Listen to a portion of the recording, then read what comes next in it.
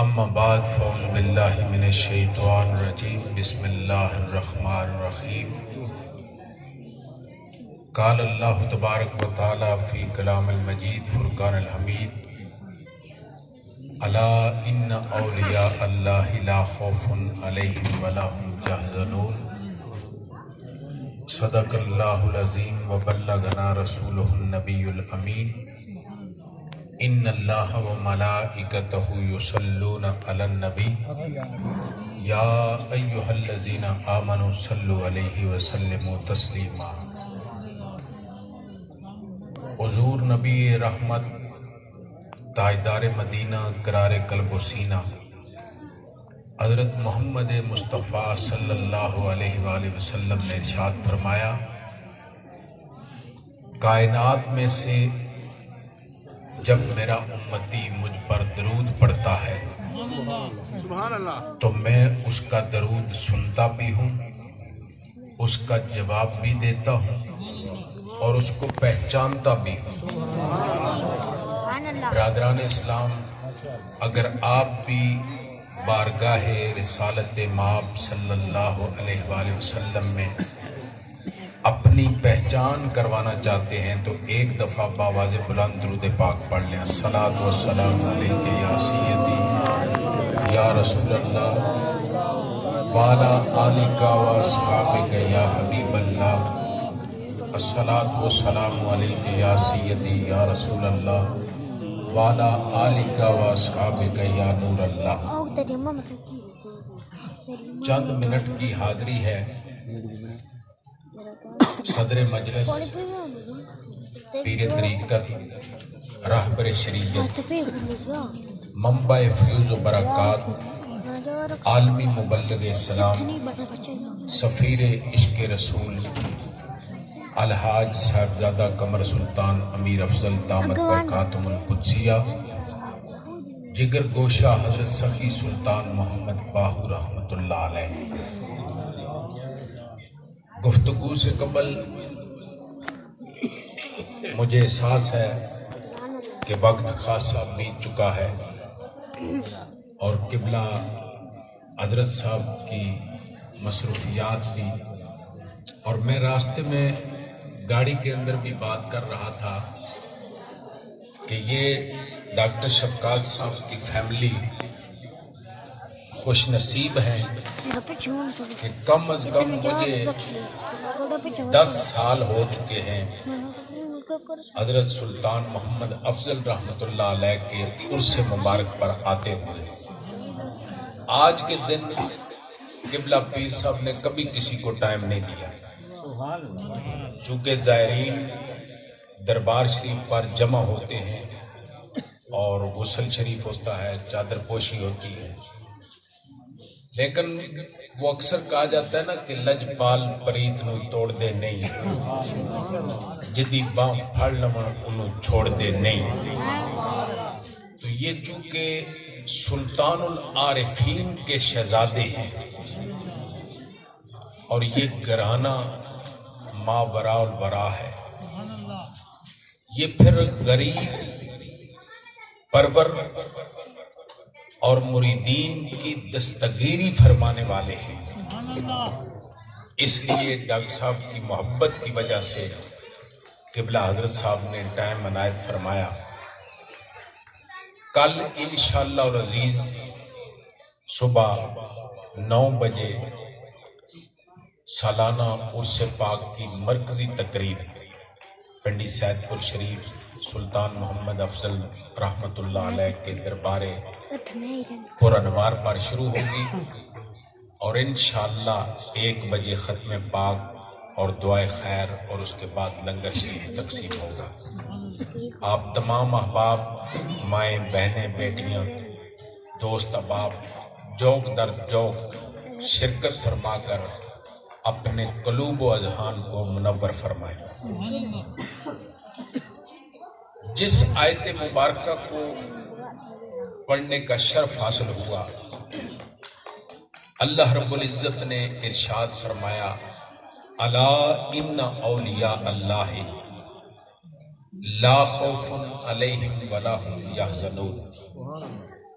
کہ یہ جو اللہ کے ولی ہوتے ہیں، جو اللہ کے دوست ہوتے ہیں، جو اللہ کے مقرب بندے ہوتے ہیں، لا خوف، انہیں کوئی خوف نہیں ہوتا، ولا هم یحزنون، اور انہیں کوئی حزن اور ملال نہیں ہوتا۔ برادران اسلام، حضور سلطان العارفین سلطان محمد باہو رحمت اللہ علیہ کی شان اور مقام و مرتبہ یہ ہے، آپ مرید اور پیر کا جو رشتہ ہوتا ہے، جو کنیکٹیوٹی ہوتی ہے، تعلق ہوتا ہے، اس کو آپ بڑے خوبصورت انداز میں ڈیفائن کرتے ہیں۔ آپ فرماتے ہیں کہ اے الف تن میرا چشمہ ہوئے، اے الف تن میرا چشمہ ہوئے، مرشد بیک نہ رجا ہو، لوں لوں دے منڈ لکھ لکھ چشمہ، ایک کھولا ایک کجا ہو، اتنا ڈٹھیاں مینوں صبر نہ آوے، میں ہور کدے ول بچا ہوں، ایک مرشد دا دیدار ہے باہو، مینوں لکھ کروڑا حجا ہو۔ مرید کے لیے اس سے بڑھ کر اعزاز کی بات نہیں ہے کہ شیخ کامل اس کے گھر پر آئیں۔ میں اکثر کہا کرتا ہوں کہ جہاں اللہ کا ولی قدم رکھتا ہے یا جس جگہ اللہ کا ولی بیٹھتا ہے، وہ جگہ متبرک اور مقدس ہو جایا کرتی ہے۔ اب وقت نہیں کہ دلائل دیے جائیں۔ حضرت زکریا علیہ السلام کو دیکھیں، وہ سیدہ مریم سلام اللہ علیہا کی چوکھٹ کے اوپر جاتے ہیں اور دعا مانگتے ہیں، پھر اللہ انہیں نیک صالح اولاد سے نوازتا ہے۔ دوستان محترم، پتہ یہ چلا کہ اللہ کے ولی کی چوکھٹ کے اوپر جانا یہ سیدنا زکریا علیہ السلام کی سنت ہے۔ آج ہم کیا کرتے ہیں؟ یہ صبح آج سے عرس مبارک شروع ہو رہا ہے سلطان محمد افضل رحمت اللہ علیہ کا۔ میں اکثر کہا کرتا ہوں کہ جس طرح ہماری پاکستان آرمی کی چیک پوسٹ ہوتی ہیں، وہ چیک پوسٹ اس لیے ہوتی ہے کہ کوئی دشمن میلی آنکھ سے ہمارے ملک کی طرف نہ دیکھ سکے۔ بلا تشبیہ و بلا مثال، یہ جو اللہ کے اولیاء کے مزارات ہوتے ہیں، جو دربار ہوتے ہیں، جو اللہ کے ولی کا مزار ہوتا ہے، یہ روحانی چیک پوسٹ ہوتی ہے۔ جس علاقے کے اندر اللہ کے ولی کا مدفن ہوتا ہے، جس جگہ اللہ کا ولی بسیرا کرتا ہے، جس جگہ اللہ کا ولی ٹھہرتا ہے، یا جس جگہ اللہ کا ولی صاحب مدار ہوتا ہے، وہاں سارے دکھ تکلیف پریشانیاں ختم ہو جایا کرتی ہیں۔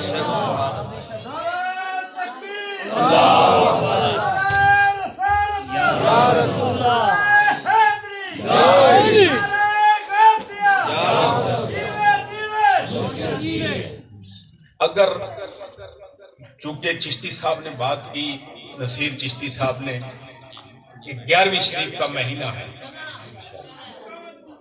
تو حضور شہنشاہ بغداد رضی اللہ تعالی عنہ کا مقام ماوراء الورا، ہم اپنے شیخ حضور شہنشاہ باہو رحمت اللہ علیہ سے پوچھتے ہیں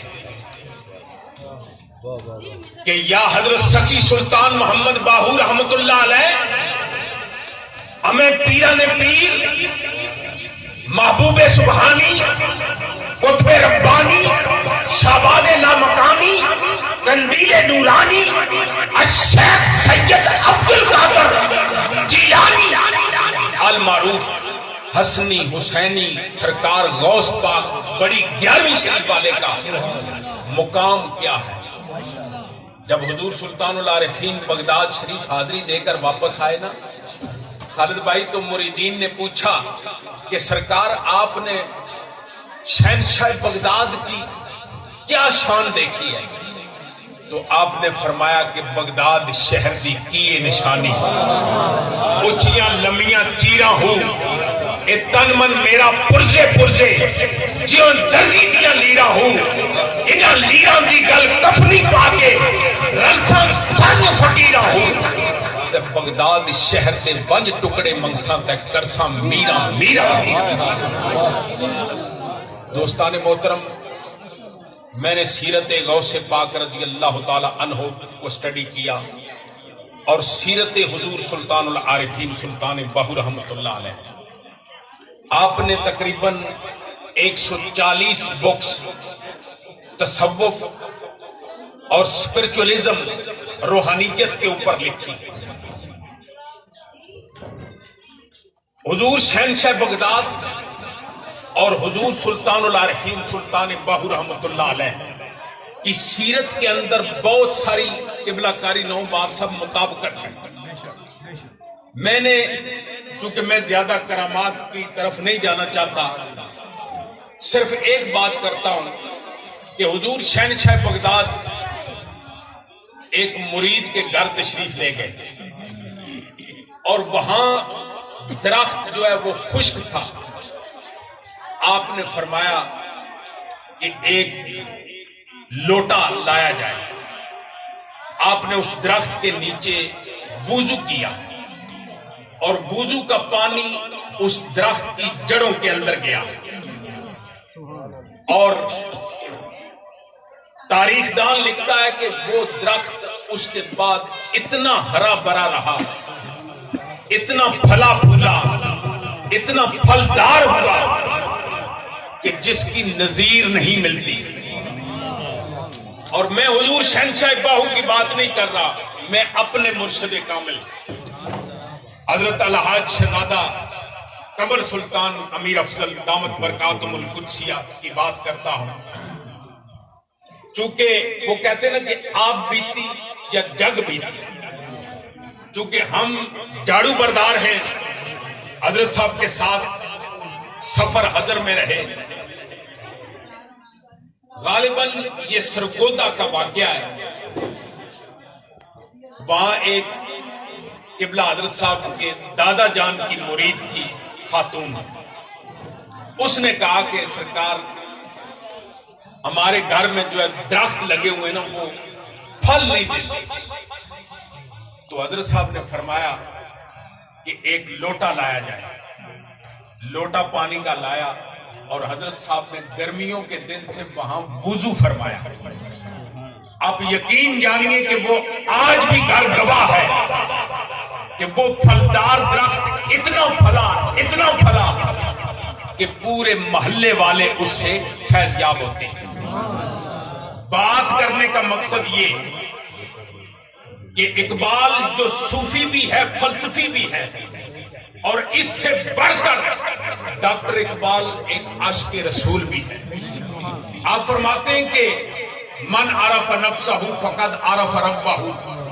آپ فرماتے ہیں کہ اپنے من میں ڈوب کر پا جا سراغ زندگی، میرا نہیں تو نہ بن اپنا تو بن۔ اور اسی بات کو حضور سلطان العارفین سلطان باہو نے اپنے ابیات کے اندر ڈیفائن کیا۔ آپ فرماتے ہیں کہ اے تن رب سچیدہ حجرہ وچ پا فقیرہ جاتی ہوں، نہ کر منت خاج کھلر دی تیرے اندر آپ حیاتی ہوں۔ پھر فرمایا کہ شوق دا دیوا بال ہنیرے مطلب بھی بات کھڑاتی ہوں، مرن کی اگے مر گئی یا حضرت باہو کے تد مطلب میں پایا۔ تو دوستان محترم، یہ اللہ کے ولی، یہ اللہ کے قریب ہوتے ہیں۔ اور ہم مزارات پر کیوں جاتے ہیں؟ اس لیے کہ اللہ کی رحمت وہاں سے نصیب ہوتی ہے۔ اور آج اللہ کی رحمت آپ کے گھر چل کر آئی ہے۔ اب بھی اگر کوئی پیاسا رہے یا بھوکا رہے تو یہ پھر اس کے نصیب کی بات ہے۔ دوستان محترم، جب نعمت اور رحمت دونوں آپ کے گھر آ جائیں تو پھر کامل اور عقل مند انسان وہی ہوتا ہے کہ اس کو اپنے دامن کے اندر سمیٹ لیں۔ تو کہتے ہیں نا کہ جس کا کوئی پیر و مرشد نہیں اس کا مرشد شیطان ہوتا ہے۔ تو حضور سلطان العارفین سلطان باہو کی جو کتاب ہے نا رسالہ روئی شریف، اس کے متعلق آپ نے فرمایا کہ یہ جو کامل لوگ ہیں، قاری صاحب بڑی ذمہ داری کے ساتھ یہ بات کر رہا ہوں، آپ فرماتے ہیں کہ جو فقر کے اندر، اسپرچولیزم کے اندر، روحانیت کے اندر، تصوف کے اندر جو اپنے آپ کو بہرے بے قرار سمجھتے ہیں، ان کے لیے ہادی اور رہنما ہے۔ آپ فرماتے جس طرح حضور داتا صاحب نے کشف المحجوب کے بارے میں فرمایا کہ جس کو کوئی اپنا پیر، گائیڈ لائن، رہنما، ہادی نہ مل رہا ہو، وہ کشف المحجوب کا مطالعہ کرے۔ اور حضور سلطان العارفین سلطان باہو نے بھی فرمایا کہ اگر کسی کو کوئی مرشد نہیں مل رہا تو میری جو کتاب ہے رسالہ روئی شریف، وہی پڑھ کر انسان کامل کے درجے تک پہنچ جاتا ہے۔ تو حضور سلطان العارفین سلطان باہو رحمۃ اللہ علیہ کا کلام ایسا ہے، اس کے اندر تاثیر ہے اور اس کے اندر اثر ہے کہ جب پڑھا جاتا ہے تو انسان کے دلوں پر اثر کرنا شروع کر دیتا ہے۔ اللہ پاک ہمارے حال پر کرم فرمائے اور ہمیں حضور سلطان العارفین سلطان باہو رحمۃ اللہ علیہ کے ساتھ اپنی نسبت کو پختہ کرنے کی توفیق عطا فرمائے۔